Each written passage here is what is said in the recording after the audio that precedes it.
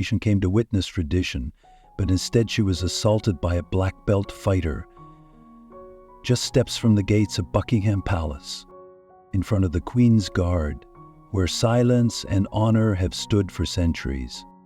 A peaceful morning turned violent. A retired school teacher was shoved to the ground. Tourists screamed. Yes, cameras rolled, and the royal guard didn't move. At least, not yet. What happened next didn't just restore order. It silenced a crowd, humbled a champion, and reminded the world that the strongest man in the square was the one who hadn't moved a muscle. If you believe respect and discipline still matter in today's world, hit that like button right now. Drop a comment below and tell us where you're watching from. We'd love to hear your thoughts. And don't forget to subscribe to our channel at Guard Royals, where we share true, powerful stories like this one every single day. Stay with us to the very end, because when the guard finally steps forward, he doesn't just confront a man, he defines a moment. Now let's go back to where it all began. A crisp London morning, a crowd gathered for the changing of the guard, to a man in a flashy tracksuit who came not to honor tradition, but to challenge it. It was just past 9 o'clock, IMing in Londonskut. The air was crisp, the kind that wakes you up without needing coffee. Outside Buckingham Palace, the cobblestone courtyard shimmered with dew as dozens of tourists gathered behind the black iron gates. They had come to witness something timeless, the changing of the guard. For many, it wasn't just a show. It was a connection to history, a glimpse into a tradition older than most of us have been alive. Among the crowd stood Margaret Whitman, 68 years old, visiting from Kansas. A retired schoolteacher with a love for British history, this was her dream trip. Wrapped in a beige wool coat, she clutched her grandson's hand as the first guards appeared in their scarlet tunics and tall bearskin caps. There was reverence in the air. Veterans saluted quietly. Families spoke in hushed tones. The royal guards, in perfect synchronization, moved like clockwork, a human display of discipline and heritage. But not everyone came to admire. Just a few feet away stood a man in a flashy tracksuit, surrounded by cameras and his crew. Logan Cruz, a black belt, an MMA star. And unlike the others, he wasn't watching with respect. He was watching with intent, and in just a few moments, everything that was peaceful, everything that was sacred, would be violently interrupted, because Logan didn't come to witness tradition, he came to challenge it, and he had no idea who was silently watching him from just a few feet away. At first, no one paid him much attention.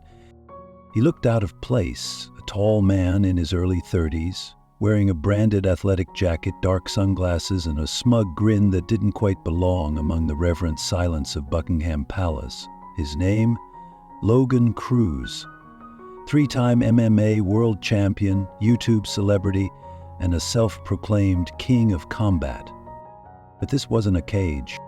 This wasn't Las Vegas or Madison Square Garden. This was royal grounds. Logan wasn't alone. Flanking him were 3 younger men, also in branded gear, laughing and filming with their smartphones. Their jackets bore the logo of his fitness brand. Cruise Control. The name said it all. Logan didn't just walk into spaces, he took them over. He glanced at the ceremonial guards and scoffed. "You call that protection," he said, loud enough for nearby tourists to hear. A few chuckled nervously, others looked away, hoping this would pass. But it didn't. The crowd parted just slightly as Logan moved forward, ignoring the signs that marked the no-go barrier line around the guards. He stepped beyond it, slowly, deliberately. That's when he noticed her. Margaret Whitman, the older woman from Kansas who had traveled 4,600 miles for this moment. She stood near the edge of the crowd, watching the guards in awe. Her face lit up as if seeing something she'd only read about in books. Her hand gently reached out, not to touch the guard, but to motion toward Logan. "Excuse me, sir," she said kindly. "You're not supposed to cross that line." Logan paused, turned, looked her up and down like she was a relic, and smirked. "That right, Grandma? You gonna call the Queen on me?" There were a few uneasy laughs from his entourage, but Margaret didn't flinch. "This place matters," she said softly. "Show some respect." That was all it took. With a sudden movement, quick, aggressive, sharp, Logan shoved her. Not hard enough to injure, but hard enough to shock. Hard enough for Margaret to stumble back and land hard on the stone path. Gasps echoed through the courtyard. Phones came up. Mouths opened. But no one moved, except one man. Not with his hands, not with his feet, but with something far quieter. His eyes. The royal guard, still standing tall, still facing forward, shifted his gaze ever so slightly. Barely noticeable unless you were watching closely. And someone was Colonel James David, a retired Royal Marine in his late 60s, stood quietly near the gate. He'd been watching Logan since the moment the man stepped forward, down. Now his jaw tightened, his posture straightened.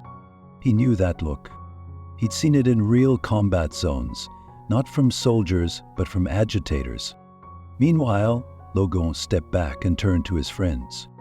"Get this on camera," he said, gesturing toward the unmoving guard. "I'm about to show the world what happens when you freeze up in front of a real fighter." He raised his voice, speaking to the crowd as if they were all spectators in his private arena. "Ladies and gentlemen, this right here is what you get with tradition statues dressed like soldiers. What are they going to do, glare at me?" Some tourists began stepping back. Others whispered anxiously. Children clutched their parents' hands a little tighter. Still, the guard didn't move. Not an inch. And that silence began to rattle Logan more than any opponent ever had. "Come on, man," he said, walking slowly toward the guard. "You gonna blink, flinch, do something?" He moved in close, far too close. Inches from the guard's face now, taunting. "You're not allowed to move, huh?" "That's fear, not discipline." He shadowboxed in front of him, throwing light punches into the air just past the guard's nose. "Yeah, nothing." But while the crowd saw stillness, what they didn't see was the subtle tension forming in the guard's posture. Sergeant Thomas Langford, the man behind the uniform, wasn't just tolerating this. He was calculating, assessing, waiting, not out of fear, but out of duty. Because unlike Logan Cruz, Langford wasn't trained to perform. He was trained to end threats. And if the next move came, it would be the last one Logan would ever make without consequence. For one long second, it felt like the entire courtyard had stopped breathing. The man in the red tunic, tall, bearskin cap casting a long shadow across the stones, remained motionless. But inside, beneath the medals, beneath the silence, something had shifted. Sergeant Thomas Langford had spent nearly a decade in uniform. 3 tours. Afghanistan, Syria, Iraq. He'd served in the Special Reconnaissance Regiment, led night raids, tracked insurgents, and survived ambushes in places where standing still could mean dying.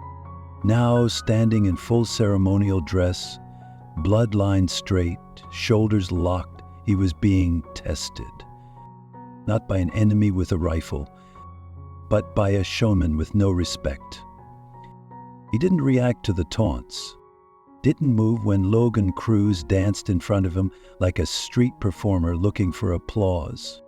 Which one the MMA fighter, blinded by his own bravado, took one step too close. Langford's mind made the call. Ceremony ends. Threat begins. With one smooth, silent motion, he released his rifle. The metal clanged sharply against the stone path, the only warning anyone would get. The sound sliced through the crowd like a bell toll. Phones lowered. Chatter stopped. Even Logan's entourage went silent. "What the—" Logan mumbled, suddenly unsure. Langford stepped forward, just one step, measured, clean, deliberate. His face remained calm, but his stance had changed. No longer a guard, now a combat operator. Logan, still trying to control the moment, smirked nervously. Finally, he muttered, "Let's see what you've got." He raised his hands into a defensive position, bouncing on the balls of his feet. The familiar rhythm of the octagon kicked in, but this wasn't a cage. There were no lights, no referee, and no one was cheering. Langford didn't speak. He didn't pose. He just moved, with the precision of a man who didn't need to prove anything.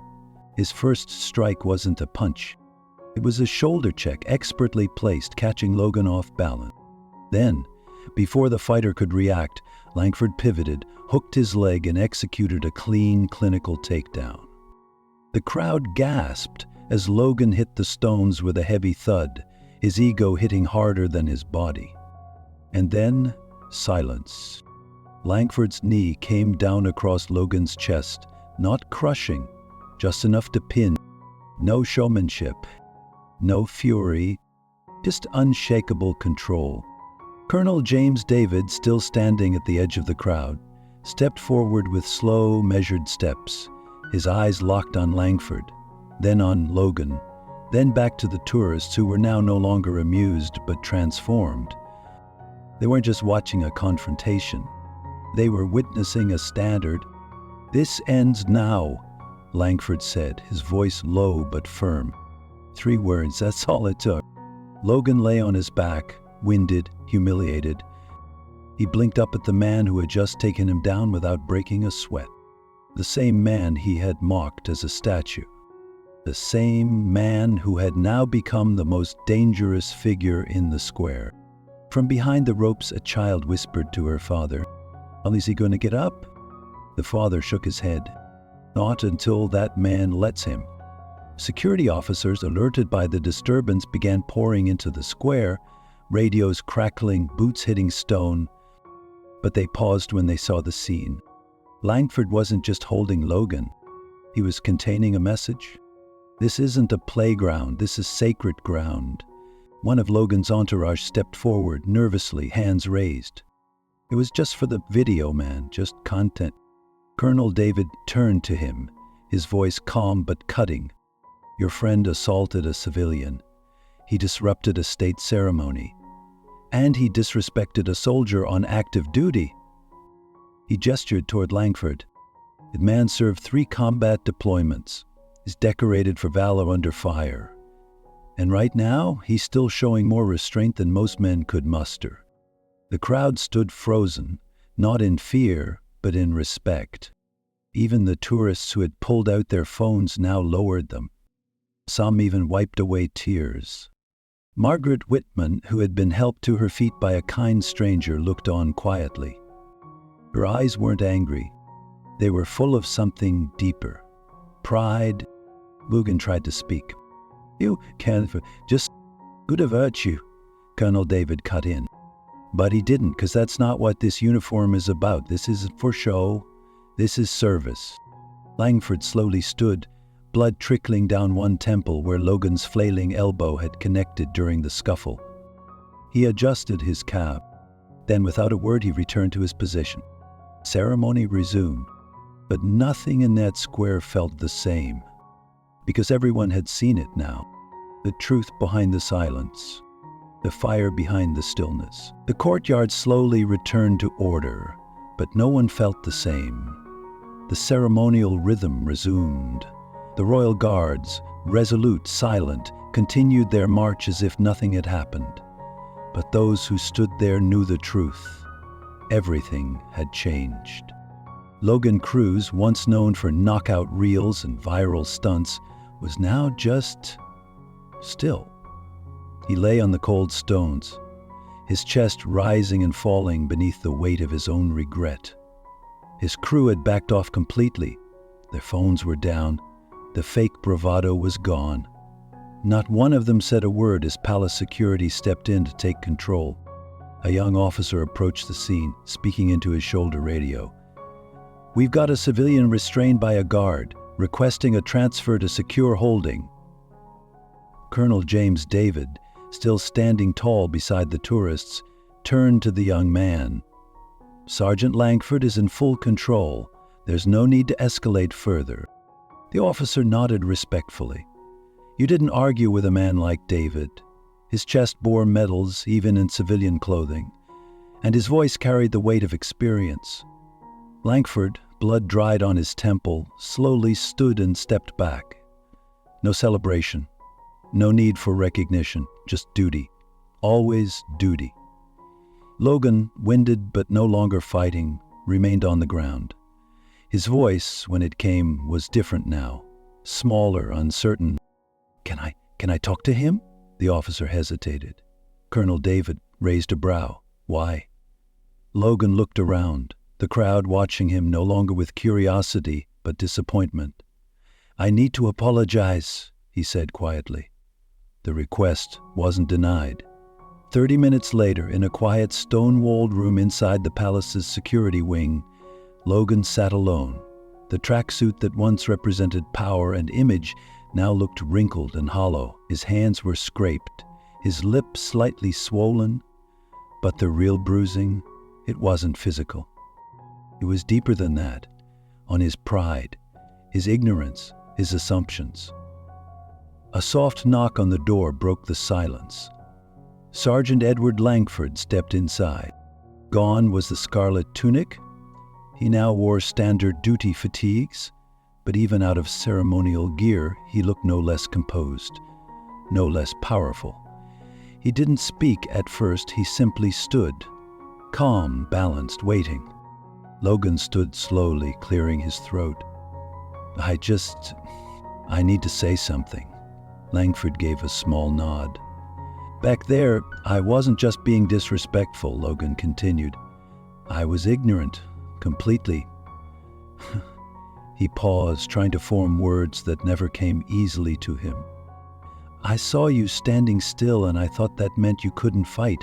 I thought you were part of the show, a prop, something for tourists." Langford's face remained neutral, his hands at his side, but his eyes softened, just slightly. "I come from a world where you prove yourself by being loud," Logan said. "Flashy, dominant, always on camera, always showing something." He looked down. "But what you showed today, it wasn't for attention, it wasn't for views. You waited, you let me talk, you didn't rise to the bait. And when it mattered, you taught me a lesson I'll carry for the rest of my life," Langford finally spoke. His voice was steady, low, but clear. "Most people never see what's behind the stillness. That's by design." There was a pause. "But when someone forces our hand, we respond." Logan nodded slowly. "You could have hurt me." "I know that now. But you didn't. You chose to control it. You did what needed to be done. And nothing more." Langford offered a final thought, simple but unforgettable. Control isn't about what you're capable of, it's about knowing when it's necessary. Then Logan did something most never expected from him. He extended his hand. "I'm sorry, not just for what I did, but for not seeing you as a fellow professional, for not respecting your place, your service." Langford looked at the hand, then took it, not with a smile, not with a nod, just a firm, wordless grip, a soldier's handshake. Then he turned and left. The door clicked shut. Logan sat back down, no longer a fighter, but a man changed. Outside, the courtyard had settled. The ceremony had finished. The guards resumed their posts. Tourists wandered. Cameras clicked. But for those who had seen what happened that morning, there was a deeper silence now.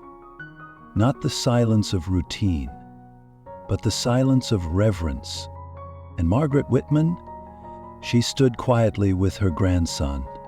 She'd seen combat in her own way, raising children, burying a husband who served in Vietnam, teaching kids about integrity for 30 years. She looked at the guards, then at her grandson. "That man stood still and saved me." The boy looked up at her. "He didn't even yell," she smiled.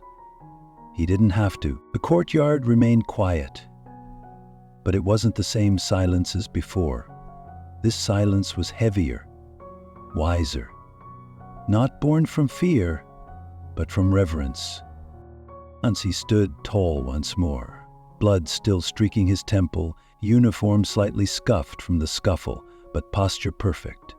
His eyes faced forward, his hands returned to position. He looked once again like any other royal guard on ceremonial duty. But now, everyone watching knew better. He wasn't a statue. He wasn't a tourist attraction. He was a soldier, a professional, in every sense of the word. Colonel James David turned to the stunned crowd. He didn't raise his voice. He didn't need to. "Ladies and gentlemen," he said calmly, "what you just witnessed was not a performance. It was restraint. It was discipline. And above all, it was professional intervention." A murmur of agreement moved through the crowd. Even the skeptics were quiet now. One man lowered his phone. Another placed his veteran's cap over his heart. An older woman in a denim jacket wiped a tear from the corner of her eye. David continued, "Sergeant Langford isn't just a royal guard. He's a decorated combat veteran of the Special Reconnaissance Regiment, a man who served in Afghanistan and Syria, multiple tours. He's been behind enemy lines in places we read about but don't fully understand." He paused, letting the words sink in. "He's been awarded not once but twice for valor. And he stands here today not because he has to, but because he earned the right to wear that uniform in front of all of you." Logan Cruz, still seated on the stone pavement, wasn't resisting anymore. The swagger had drained from his face. What replaced it wasn't pain, it was realization. He hadn't just lost a confrontation, he had misjudged a warrior. Palace security moved to detain him, but Logan raised a shaky hand. "Wait," he said softly. "Please, can I talk to him? Just for a minute?" There was hesitation, a glance between guards. Then Colonel David gave a subtle nod. "When his shift ends," he said, "if the sergeant agrees." 30 minutes later, inside a quiet security room behind the gates of Buckingham Palace, Logan Cruz sat in silence. His tracksuit was creased, his knuckles bruised, but it wasn't the physical bruises that showed. It was the ones on his pride. The door opened without fanfare. Langford entered, now in his standard fatigues. Clean, functional, unadorned.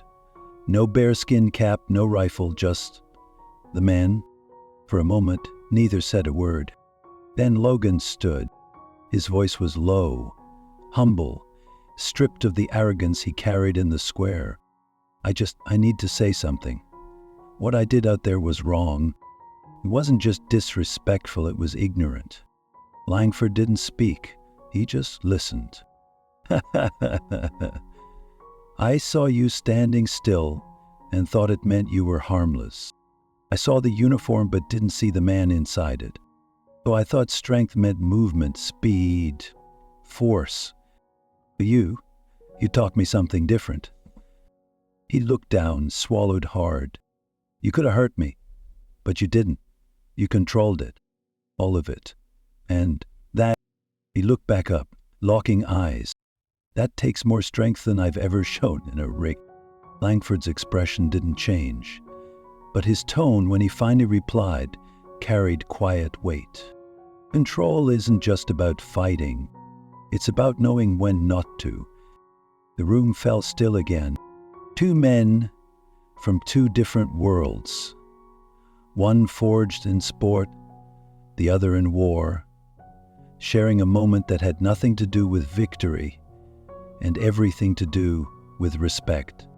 Logan extended his hand. "For what it's worth, I'm sorry. not just for what I did, but for not seeing you for who you are."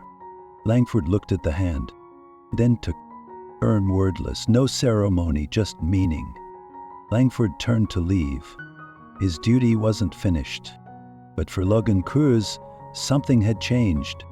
And for everyone who had watched that morning through their phones or through tearful eyes, a lesson had been delivered in silence, posture, and restraint.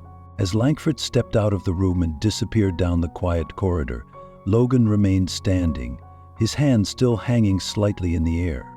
For the first time in a long time, he wasn't thinking about his next opponent, his brand, or his next viral video. He was thinking about what it means to stand still and still hold all the power. Back in the courtyard, the scene had returned to its ceremonial rhythm. But the mood had changed. The crowd that once gathered for photos and spectacle now stood with something far more meaningful: respect. A few feet from where it all unfolded, Margaret Whitman remained with her grandson. She wasn't in a rush to leave. She was watching the guards march once more, but this time with a deeper understanding of what those crisp movements, that silence, that unwavering gaze truly represented. "Didn't even raise his voice," she whispered. "And yet, I don't think I'll ever forget that man." Near the gates, Colonel James David stood beside a group of visiting veterans. One of them, a Marine in his late 70s, saluted slowly, not out of formality, but from soul-level recognition. "That man out there," he said, "he reminded people today what real strength looks like." And they were right, because Thomas Langford didn't fight to be seen. He fought when it mattered, and only with the strength required, no more, no less. He didn't gloat. He didn't explain himself. He simply picked up his cap, returned to position, and stood guard once more, as if nothing had happened, as if everything had.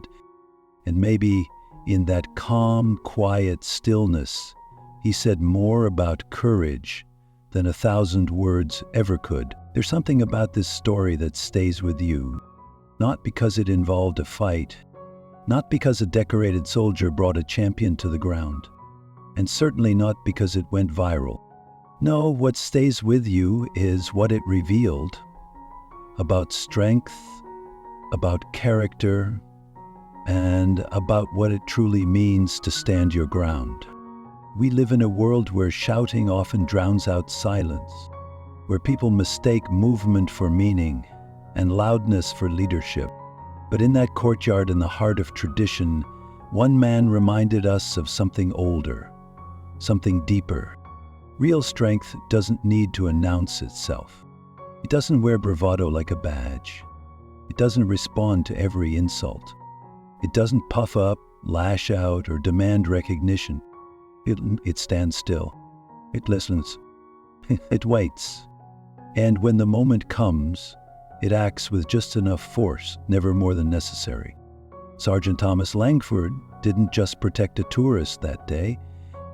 He protected something larger. An idea, a principle. That honor still matters. That duty still means something. That silence is not weakness, it is the mark of someone who has nothing to prove. And in a time when many are desperate to be seen and heard, he showed us the power of doing neither, until it truly counts. To the man who shoved an elderly woman just to create content, he responded not with vengeance, but with restraint. To the crowd who stood in uncertain silence, he reminded them that composure is not cowardice. And to all of us watching from afar, he demonstrated what our generation has always known, deep down, that dignity doesn't scream, that real warriors don't threaten, they serve. For those of us who grew up in a different time, a time when respect was earned, when discipline was a daily practice, when doing your duty was not just a job but a calling, this story is a quiet affirmation. We haven't lost it, not completely. There are still men like Langford. And yes, There are still moments when the world pauses long enough to witness something true. Now, we'd love to hear from you. On a scale from 1 to 10, how powerful was this story for you? Did it move you? Remind you of someone you once knew? Did it make you think about the difference between showing up and standing firm? Leave a comment below. We read every one. Tell us where you're watching from and what part of this story hit home the most. If you believe that quiet strength still matters in today's world, please give this video a like. Don't forget to subscribe to our channel at Unforgettable Royals, where we share true, meaningful stories like this every single day. And tap that notification bell so you'll never miss the moments that truly deserve to be remembered. Because sometimes the most powerful lesson is delivered without a single shout. Final thought from us to you. If you've served, supported someone who did, or simply believe in the value of standing tall for what's right, then know this: you are not alone. There are still people out there who wear uniforms, who carry themselves with grace, who won't be shaken by provocation, and when the time comes, they'll move with purpose, just like Langford did. Until then, they stand watch, just like you always have, and just like the best of us still do. Thank you for being here. Thank you for watching. And thank you for remembering what matters most. We'll see you in the next story. God Royals.